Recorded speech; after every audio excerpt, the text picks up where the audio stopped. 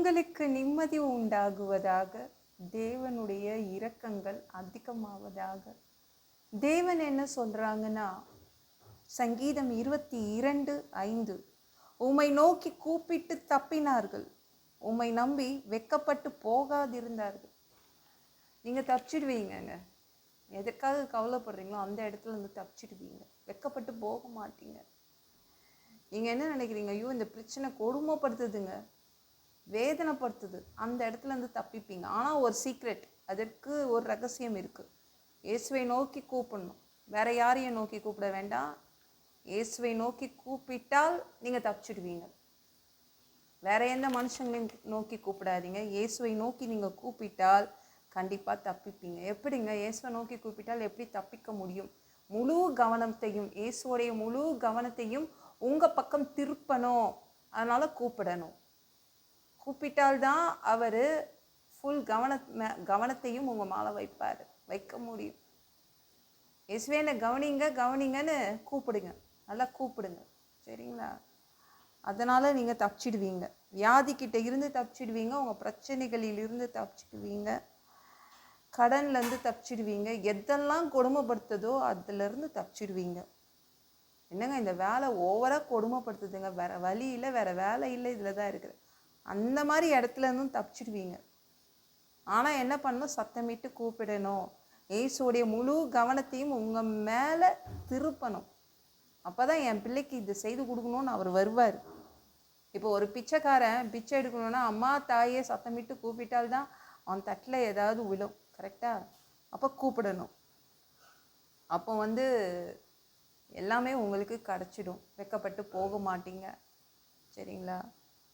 எங்கெல்லாம் நீங்கள் அசிங்கப்பட்டீங்களோ அந்த இடத்துலலாம் நீங்கள் தேவனை நோக்கி கூப்பிடணும். எரிகோ ரோட்டில் ரொம்ப அசிங்கப்பட்டு நின்னது பத்திமேயு தான். அவன் பிச்சைக்காரன், அதனால் அவனை யாரும் மதிக்கலை. அந்த எரிகோ ரோட்டில் எவனும் மதிக்கலை. அவன் ஏசுக்கிட்ட கூட வர்றதுக்கு அந்த சீடர்களே அவனை மட்டும் அனுமதிக்கலை. கத்தாத, சத்தமிடாத அப்படி தான் சொன்னாங்க. சீடர்கள் அதட்டினார்கள். ஏன்னா அவன் பிச்சைக்காரன், அதனால் அவனை அவமதிச்சாங்க, மதிக்கலை. ஆனால் அவன் என்ன பண்ணான்? இயேசுடைய முழு கவனத்தையும் தன் பக்கம் அப்படியே கவனிக்க வச்சான். எப்படி? கத்த ஆரம்பித்தான். அதான் கத்தணும், சத்தமிட்டு கூப்பிடணும். கூப்பிட்டால் அவர் உங்களை கவனிப்பார். கவனிக்கிற அளவுக்கு கத்தினான். அப்படியே எரிகோ ரோட்டில் நின்றுட்டார், வேறு யாரையும் பார்க்கல. பத்திமையை பார்த்து சரி பண்ணார். பிச்சை எடுக்கிற அந்த தொழிலிருந்து அவனை காப்பாற்றி விட்டாருங்க. அவன் அப்புறம் அவனை எல்லாரும் மதிச்சிருப்பாங்கல்ல. அவன் வெக்கப்பட்டு போகலை. ஞாபகம் வச்சுக்கோங்க, இயேசுடைய கவனம் முழுவதும் உங்கள் மேலே இருக்கணும்னா அப்போ கூப்பிடணும், சத்தமிட்டு கூப்பிடணும். கவனிக்கிற மாதிரி கத்துங்க, சத்தமிடுங்க, ஜெபம் பண்ணுங்க. எல்லா இடத்துலையும் நீங்கள் தப்பிச்சிடுவீங்க, பெருமை அடைவீங்க, வெக்கப்பட்டு போக மாட்டீங்க. இந்த வீடியோ பிடிச்சிருந்துச்சுன்னா மற்றவங்களுக்கும் ஷேர் பண்ண மறக்காதீங்க. கர்த்தர் தாமே உங்களை ஆசீர்வதிப்பாராக. ஜெபம் பண்ணலாமா? அன்பு பிதாவே, உங்கள் பிள்ளைங்க உங்கள் பாதத்தில் வந்திருக்காங்கப்பா. சாமி இரக்கம் செய்யுங்க, இறங்குங்க அப்பா. உங்கள் பிள்ளைங்களை கொடுமைப்படுத்துதுப்பா, பிரச்சனைகள், வியாதிகள் எல்லாமே. அப்பா அந்த இடத்துல இருந்து உங்கள் பிள்ளைங்க தப்பிச்சிடணும், வெளியில் வந்துடணும். எவ்வளோ நாள் தான் அதுக்குள்ளே இருக்கணும், மாட்டிக்கணும்? இப்போ தயவுசெய்து தப்பிக்கிறதுக்கு உதவி செய்யுங்க. உங்கள் பிள்ளைங்க உங்களை நோக்கி கூப்பிடுறாங்க, கவனத்தை எல்லாம் உங்கள் பக்கம் அவங்க திருப்புறாங்க, கூப்பிடுறாங்க. நீங்களும் உங்கள் பிள்ளைங்க பக்கம் கவனத்தை தயவுசெய்து திருப்புங்க, கவனிங்க. உங்கள் பிள்ளைங்களை தயவுசெய்து கவனிங்க, எல்லாத்தையும் சரி பண்ணுங்க, அவங்கள தப்பிக்க வைங்கப்பா. எவ்வளோ காலம் தான் உள்ளே இருக்கிறதுப்பா? வெளியில் வரட்டும், தப்பிச்சு வெளியில் வரட்டும். எல்லா இடத்துலையும் பெருமைப்படுத்துங்க, வெக்கத்தை, அவங்க பட்ட அவமானங்களை துடையுங்க.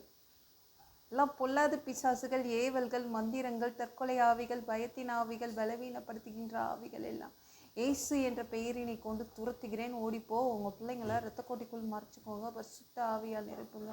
ஞானஸ்நானம் எடுக்கணும், ரட்சிப்பீராக. இயேசுவின் காயப்பட்ட தழும்புகளால் எல்லா வியாதிகளும், எல்லா பலவீனங்களும், கேன்சர் போன்ற வியாதிகளும் சரியாகுவதாக. மரணப்படுக்கைகள் சரியாகுவதாக. பரம்பரை வியாதிகள் சரியாகுவதாக. ஒரு மனிதனாக பிறந்தா ஜீவ புஸ்தகத்தில் பேர் இருக்கணும். அப்படி இல்லைன்னா அந்த மனுஷனை பிடிச்சி நரகத்தில் தள்ளிடுவீங்க. தீ எரிக்கிற இடத்துல எப்படி போய் வாழ்கிறதுப்பா? பரலோகத்துக்கு வர்றதுக்கு தான் ஆசைப்படுறோம். அடித்து உதச்சி திருத்தி எங்களை பரலோகத்துக்கு அனுப்புங்கப்பா. கழுவப்படாத பாவங்கள் எங்ககிட்ட இருந்துச்சுன்னா உங்கள் திரு ரத்தத்தை கொண்டு கழுவி எங்களை பரலோகத்துக்கே அனுப்பிடுங்க. எந்த ஒரு இமைப்பொழுது நீங்கள் வருவீங்கன்னு இயேசுவை வணங்கி வணங்கி காத்துட்ருக்கோம். பரிசுத்தமாக வாழ்ந்து வாழ்ந்து காத்துட்ருக்கோம். அந்த ஒரு இமைப்பொழுதில் உங்களுக்கு ஒப்பான உடம்பு எங்களுக்கு கொடுக்கப்படும். அதை பெற்றுக்கொண்டு மதிய வானத்தில் உங்களை சந்திக்க வருவோம். அந்த தருணத்தை நாங்கள் இழந்திடக்கூடாதுப்பா. ஒரு மனிதனால் பரிசுத்தமாக வாழ்றது கூடாத விஷயம். அதற்கும் உங்கள் உதவி கேட்டு வந்து நிற்கிறோம். 7 வருட அந்த கிறிஸ்து ஆட்சியில் விட்டுட்டு போயிடாதீங்க. பிசாசு நடத்தும் ஆட்சியில் விட்டுட்டு போயிடாதீங்க பா. 1000 வருடம் இந்த பூமியை ஆட்சி செய்ய வருவீங்க. அந்த காலத்தை பார்க்க ஆசைப்படுறோம். எல்லாவற்றையும் ஒப்பு கொடுக்குற இயேசு மூலம் ஜெபம் கேளும் பிதாவே. ஆமாம். நாளைக்கு பார்க்கலாம்.